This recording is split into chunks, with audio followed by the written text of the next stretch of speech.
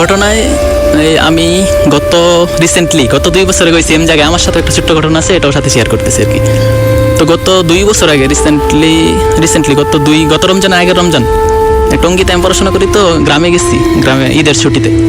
তো রমজানে যাওয়ার পর আমিও তো ওই জায়গা সম্পর্কে জানতাম, যদিও এখন ওই রকম কোনো সমস্যা নাই।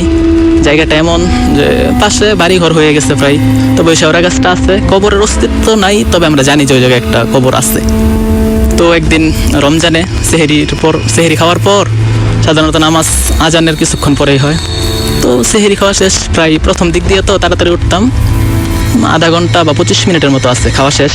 একটু ঘুমও ধরতেছে, ভাবলাম নামাজটা পড়তে হবে, আবার বাসায় যদি শুয়ে পড়ি তাহলে ঘুমিয়ে যাবো। তো চিন্তা করলাম যাই মসজিদে যাই। মসজিদ হলো ওই জায়গাটায় বার করে যাওয়া লাগে এই 10 মিনিট হাঁটা লাগে আর কি, ওই জায়গাটা ঠিক মাঝখানে পড়ে। তো আমি যাচ্ছি, ভাবলাম যাই মসজিদে আস্তে আস্তে যাই বসে থাকি, হয়তো বা ওই জায়গায় গেলে ঘুমটা ধরবো না, নামাজটাও পড়া হইলো, তারপরে এসে ঘুমাইলাম, এরকম আর কি।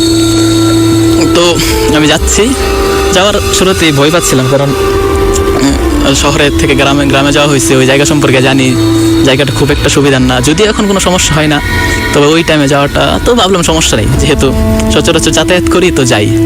তো যাচ্ছি যখন ওই জায়গাটার সামনাসামনি আসলাম, ভয় পাচ্ছিলাম এমনি আর কি, মনস্তাত্ত্বিক একটা ভয়, যদিও কিছু আমি দেখি নাই। তো সামনে যাইতেছি, হঠাৎ যখন ওই শেওড়া গাছটা ক্রস করলাম, এমনি একটা আওয়াজ শুনতে পেলাম আর কি। আওয়াজটা এমন ছিল যে কেউ আমার একটা সালাম দিছে।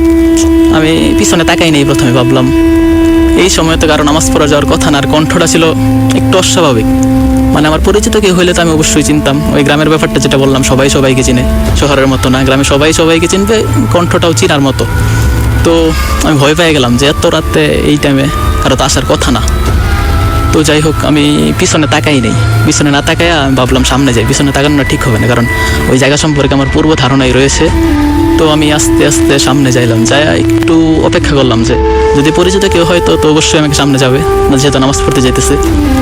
তো দেখলাম না, কেউ আসতেছে না। তো আমি আস্তে আস্তে যাইলাম, ভয় পাইছি প্রচুর, কারণ কে আমাকে সালাম দিল, কারণ এই জায়গাতে সালাম দেওয়ার কোনো কাউকে দেখতেছি না, নামাজ তো আরও পরে। যাই হোক, ভয় পাওয়ার পরে আমি গেলাম, মসজিদে নামাজ পড়লাম। আসার সময় এই রাস্তা দিয়ে আসি নাই, বলছিলাম যে আরেকটা রাস্তা আছে বাসায় আসার, ওই রাস্তা দিয়ে আসছিলাম। এই ছিল আমার প্রথম ঘটনা।